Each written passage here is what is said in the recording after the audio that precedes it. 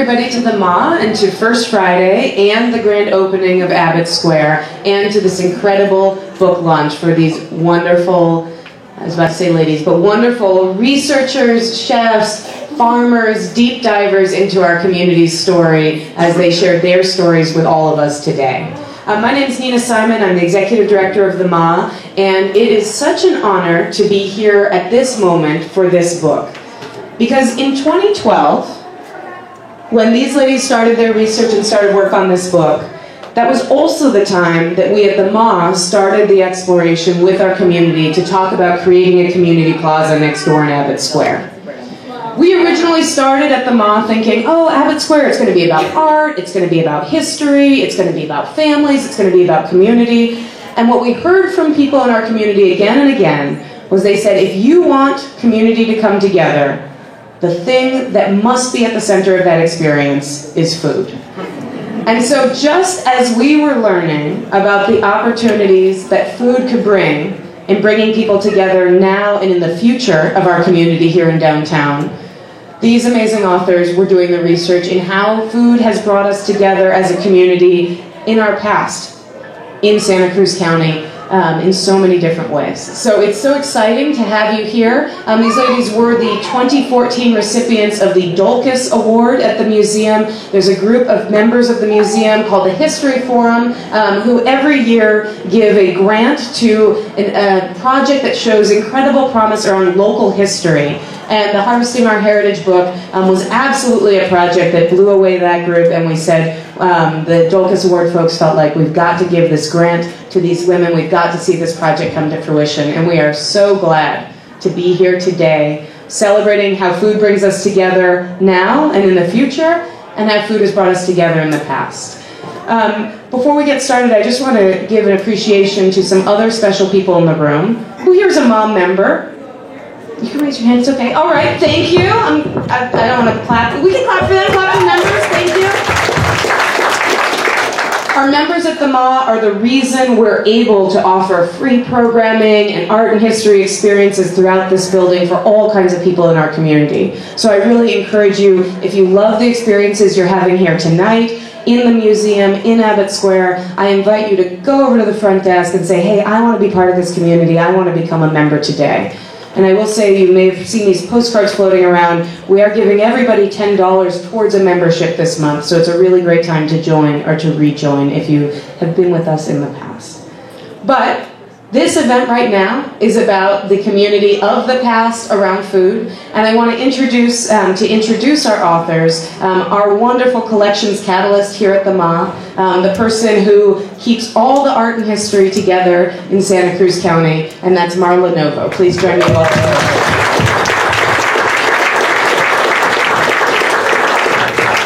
Thanks, Nina. Thanks so much. I also want to give a shout out to the Ma's Publication Committee. Are there any members here tonight? I see you. Raise your hand. And it's because of them who push projects like this forward, push history projects, and they keep me motivated and energized as well.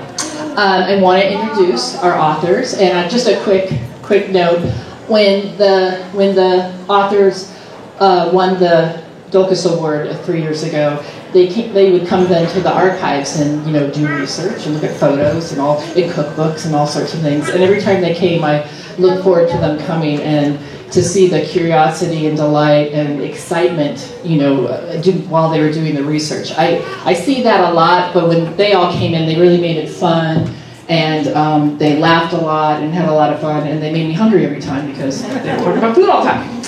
Okay, so about the authors. Up first is Jody Virgil Kolkoff. Came to Santa Cruz. Raise your hand. Everybody knows Jody. Came to Santa Cruz in 2006 to participate in the organic food movement. She has an MS in food science from Tufts and is a director at the Santa Cruz-based Organic Certifier, CCOF. She researched sugar beets, eggs, and dry farm tomatoes for Harvesting Our Heritage. These days, she explores the food culture of Santa Cruz through the eyes of a toddler. Oh, that's interesting. Liz Birnbaum. Liz. She came to Santa Cruz in 2012 to work at the Ecological Farming Association. She has worked at local organic farming nonprofits, on farms, in classrooms, on wilderness trips, and in art galleries through her varied career. Today she works to build community through telling stories about the deeper histories of food through her business, The Curated Feast. And if anybody follows her on Instagram, it's amazing. Again, it makes me hungry every time. She researched wine, wheat, and potatoes for Harvesting Our Heritage. Sierra Ryan. Homegirl Sierra Ryan grew up in Live Oak. After spending time away from college and graduate school, Sierra returned to Santa Cruz area in 2007, ready to become more involved in the community. Her career is focused on water resources, and through that line of work, the importance of agriculture, both current and historical, to the region became obvious. While trained as a scientist, Sierra grew up with a love of local history. The Heritage Food Project is an opportunity to explore local history and local agriculture and indulge some fine dining at every opportunity.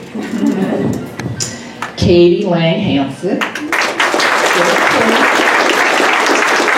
Homegirl, Midtown native, who is thrilled to be part of a project that combines two of her favorite things, food and Santa Cruz. Maybe a lot of us could say that. She is a dietitian and diabetes educator, currently staying home with her daughter, where they enjoy bike rides to the library, slide races at Ocean View Park, and catching sand crabs at Castle Beach. I love that. She researched strawberries, berries, and loganberries for Harvesting Our Heritage. And then finally we have Matthew Farrar. There he is in the back.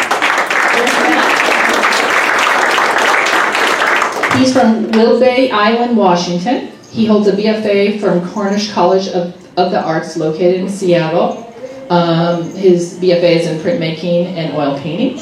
He earned a UCSC grad degree in scientific illustration in 2004. He owns a business called Ignition Designs, and he's also the art director, senior graphic designer at Plantronics.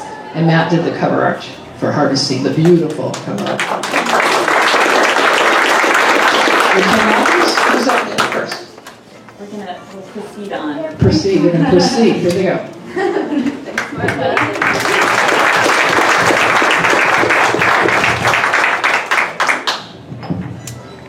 Well, thank you everybody for coming. This is super exciting for us because this has been weighing on us for about 5 years. So just to get started, I wanted to give you a little overview of the project and how it got started. So this book, Harvesting Our Heritage, the story starts in 1908 with my great-grandmother. Her name was Libby Gilmore, and she started a recipe book, a handwritten recipe book that she kept with her when she moved to Live Oak in 1919 with her family, and continued to keep adding entries for her whole life. And this recipe book we found really inspiring. My father gave it to me to look over a couple years ago, actually 6 years ago.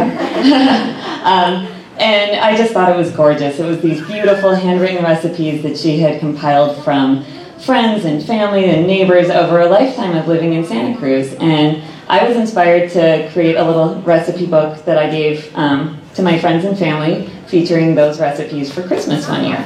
And one of the people I gave that book to was my friend Jody. And she was so taken by it. We started talking about how inspired we were by reading these old recipes, and we got to thinking, well, you know, we're a little curious now, a little bit, would like to know a little more about how people living in Santa Cruz at that time were eating, and basically a little bit more about the local history and how food connects us to it. So we started doing some research. We started the Heritage Food Project, and after about a year, we realized it's a lot of work for two people to try to research local history. And so we enlisted some help, and Katie and Liz were both members of the board of Slow Food Santa Cruz with Jody, and Jody asked for if anybody was interested in helping this project, and for some reason they said yes. I think they had no idea what they were getting themselves into. But we really appreciate all of the hard work that everybody's done. So after about a year of working together on this, we sent an email to Mark Lipson of Dry Farm Tomato fame. He donated these tomatoes, and anybody who buys a book can have one. And he sent us an email and he said, hey, Heritagistas, and we loved it, and so we've kept it. And so we are the Heritagistas, and we wrote this book, Harvesting Our Heritage, Bite-Sized Stories from Santa Cruz County History.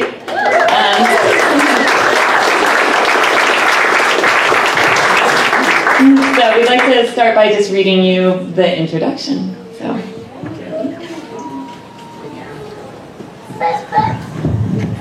Okay. This book is a culmination of 4 years of work by a group of amateur historians. We're youngish. We're not academics. We have day jobs. We love Santa Cruz and food, as you probably do too. Inspired by the discovery of a tattered family recipe book from over a century ago, we wondered how early Santa Cruzans ate the food they were growing, raising, and catching. To explore this and share our findings with you, we were audacious enough to start the Santa Cruz Heritage Food Project. And with the support of the local community, we boldly began writing this book.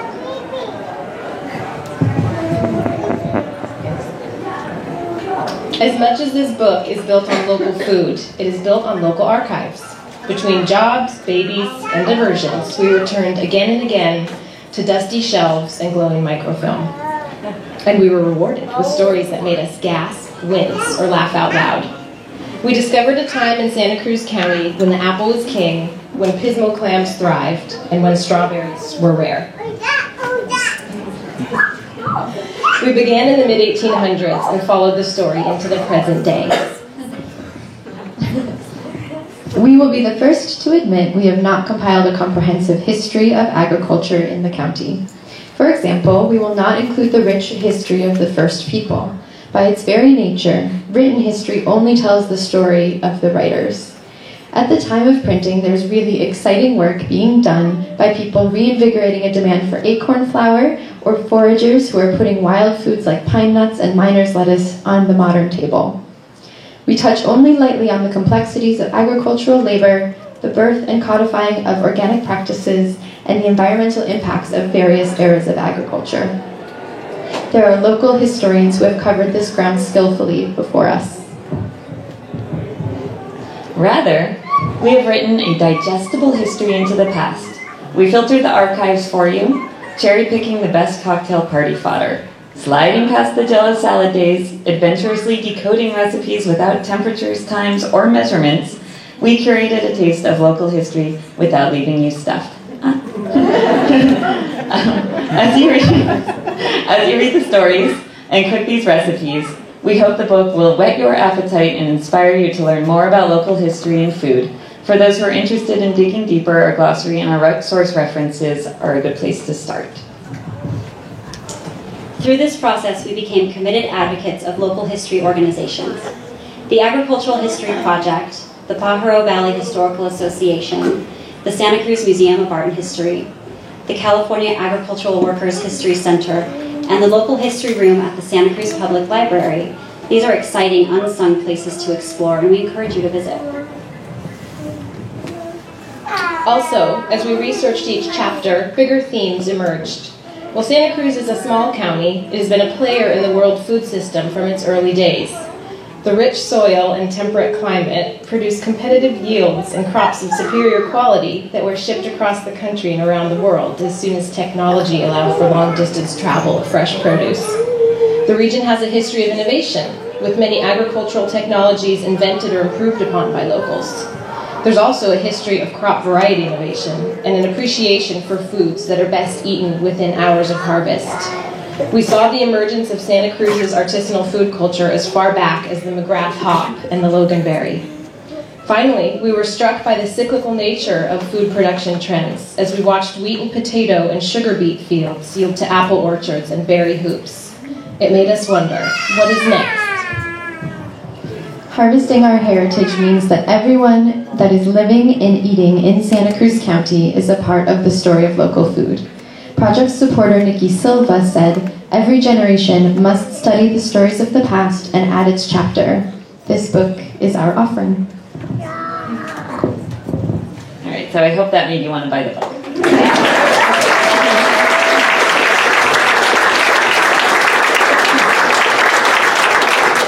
So we have a few thank yous we want to offer. First to the Dulcus, the History Forum, who gave us the Dulcus Award in 2013. They saw potential in a bunch of, we have no history background. We're also not writers, and yet they still thought that we had a chance of actually getting this done, and we really appreciated that. That helped us pay for recipe testing and get our website up and running. Also, the Arts Council of Santa Cruz County offered us a grant to help give a stipend to the artists who did an amazing job, and Jody will talk about them a little bit later. We had 3 collaborators who helped us with some of the writing and the research: Steph Iwanchow, Jenny Vetch Olson, and Elizabeth Hodges. We also want to thank the Publications Committee at the MA because they read and reread and edited this book over and over and over and over again, and they were fantastic and patient with us. MA, the museum, especially Marla, who's our champion for all of the hard work that they've done and all of their support.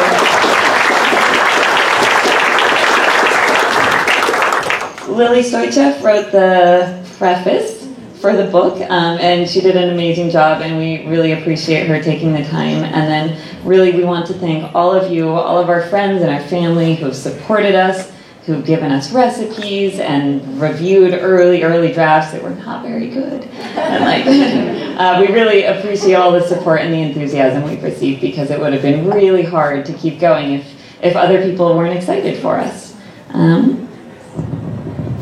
In addition to those appreciations, we want to do a really special thank you to our artist collaborators.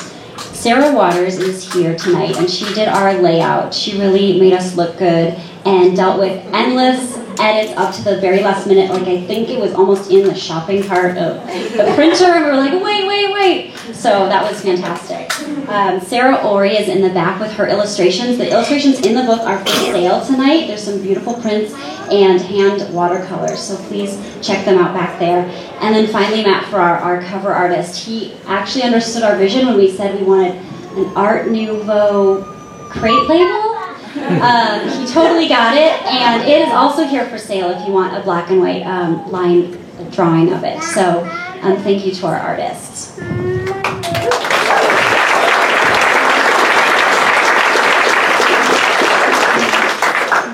Okay, so to kind of bring us in for a landing here, we would like to share a few stories with you. So I hope you have a few more minutes in you. We selected a sample based on kind of a diversity of region in our county. So it's 4 different regions in the county. So to start us off with Watsonville, I'm going to read from our chapter on sugar beets. And before I do, I just think that it's helpful to know that Klaus Spreckels is the industrialist of the Spreckels sugar fame. So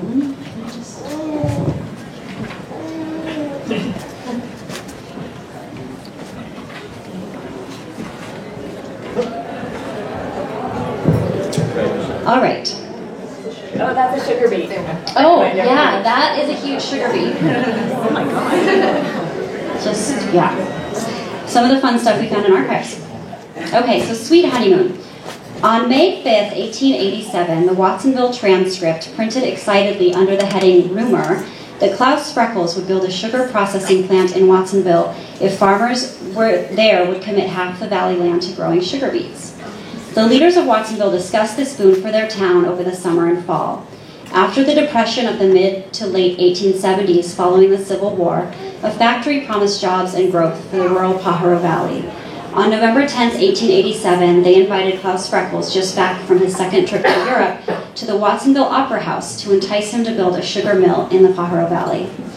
The meeting drew widespread media attention, and reporters from the San Francisco Examiner, San Francisco Chronicle, the New York Post, as well as the New York Herald attended. According to reports, Spreckels gave an inspiring speech expounding on the benefits of a domestic sugar supply. He linked the sugar beet factory to national security and local prosperity. He would build a factory if the farmers would grow enough beets and grow them using the rotation and fertilization techniques he observed in Europe. At the end of the meeting, the farmers and town leaders agreed to look for a site for the sugar plant and commit the acres needed to grow sugar beets. Valley farmers committed almost 3,000 acres to sugar beets for the 1888 campaign or crop year. Among the farmers were the Driscoll family of later Barry fame, who dedicated 50 acres to beets, the McGraths, whose names survive in a local hops variety, and the Martinelli apple family. The stage was set for the first industrial process in Watsonville.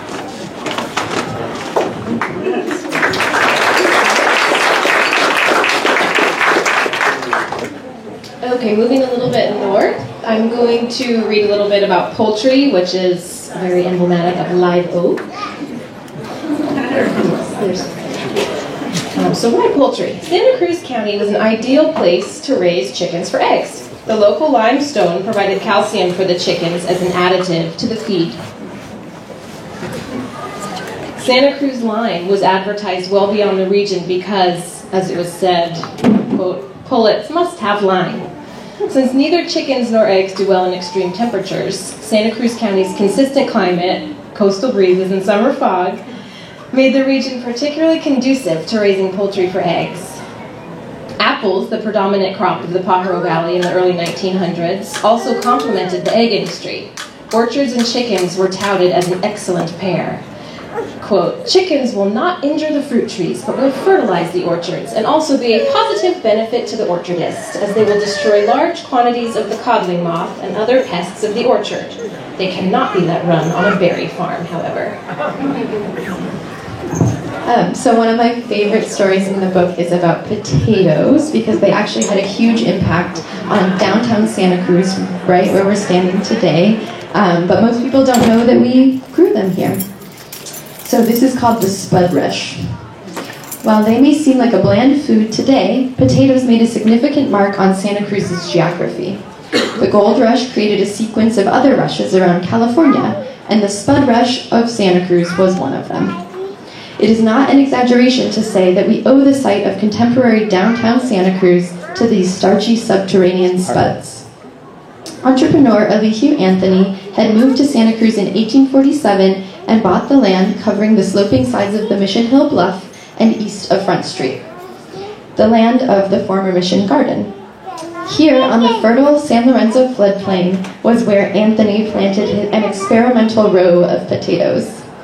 At the same time that Anthony planted this first crop, people were looking for food to feed the hundreds of thousands of miners flocking to California. With an eager market, potatoes reached the high price of 15 cents per pound in San Francisco, and Anthony was among those able to command the premium price. After news of the initial success of his 1850 crop, many prospecting farmers flooded the city looking to make a fortune almost equal to that which they would make in gold. Potato fields sprang up around the county, but the center of this potato-fueled boom was the heart of Santa Cruz, downtown. This rush brought many early adopters a small fortune, and the extraordinary prices they received for their crops attracted more eager growers to the region. In the fall 1852 edition of the Daily Alta California, they even declared, quote, Santa Cruz produces the largest and best potatoes. And while a 1 pound potato was common, single potatoes could reach up to 5 pounds. Judge William Blackburn of Blackburn Street, not too far away from here, in 1851 planted potatoes at his homestead near Main Beach and Neary Lagoon.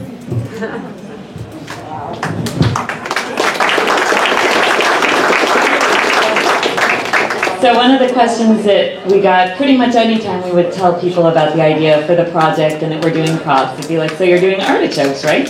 We're like, yes, actually, in fact, we are. And so to represent the north coast of Santa Cruz County, I'm going to talk a little bit about the artichoke racket. Perhaps the single most fascinating chapter in the story of artichokes is the racket, an illegal enterprise that led to what the local press dubbed the Artichoke War. This story has all the violence, deceit, and mobster-esque excitement of the Prohibition era. The only difference is that they were peddling small artichokes instead of moonshine. It starts in the early 1930s. Artichokes had been very profitable for a decade, and they started getting attention from people who wanted a cut of the profits, whether legally acquired or not. For 5 years, the Union Pacific Produce Company set itself up as the only place that local growers could sell their products for distribution, and the only place where people on the East Coast looking for artichokes could buy them. They made money by offering the farmers a very low price for their goods, and then turning around and selling them for more than double, creating a powerful artichoke racket. Of course, this couldn't go on forever. In 1935, Mayor LaGuardia of New York City stood in front of a crowd of people at a market and proclaimed that no more California artichokes would be allowed in his city until those responsible for the racketeering were caught. The Union Pacific Produce Company was put in front of the grand jury in December of 1935. The end to the racketeering brought a short-lived relief, however, as the end of the Artichoke War came shortly before the beginning of another. ...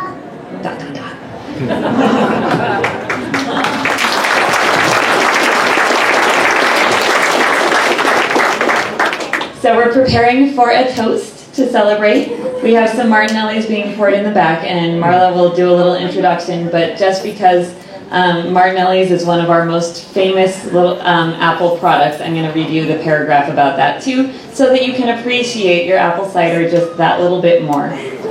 So perhaps the most famous apple product to come out of the Pajaro Valley is sparkling apple cider. Started by a young Swiss man named Stephen Martinelli, the well-known apple cider business began in 1868.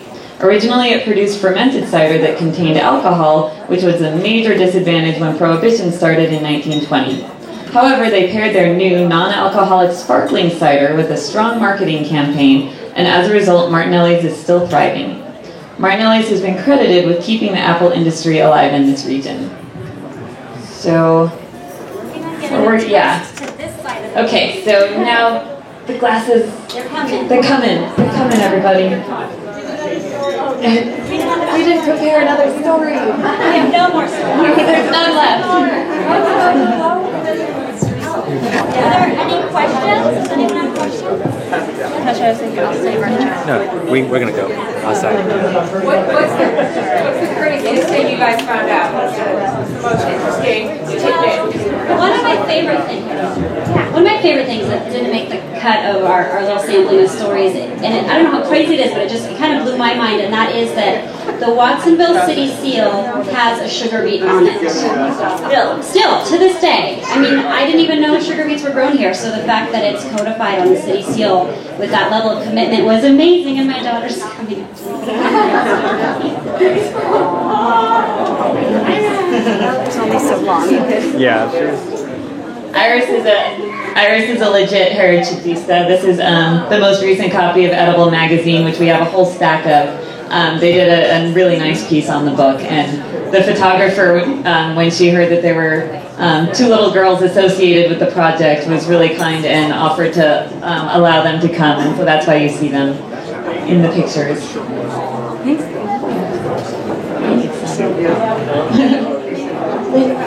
Lindsay, will you give us some? Oh, thank you. Thank you.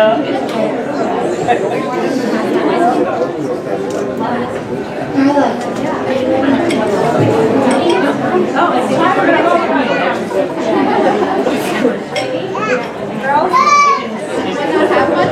All right, does everybody have some bubbly? Some bubbly? Raise your hand if you don't have any. Oh, no, I have a question actually. Oh, a question. I have bubbly. Okay. So my question for the researchers is, in any of the recipes or the letters and documents, did you discover a market, a community market in the past that was somehow exceptional, or as in contemporary Santa Cruz, we have several community markets, but in the past, was there something that you uncovered that was, particularly interesting? Not in a farmer's market kind of way. You're asking if there were farmer's markets in the past. Community market. Yeah. Community market.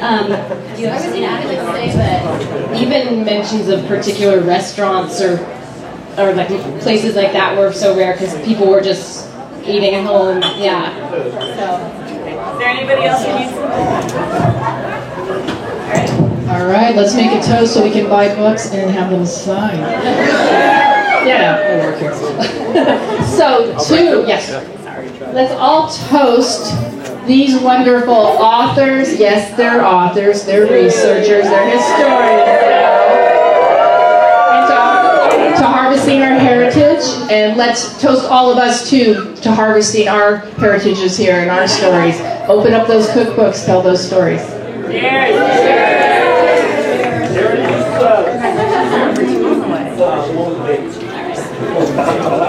This concludes this part of the presentation.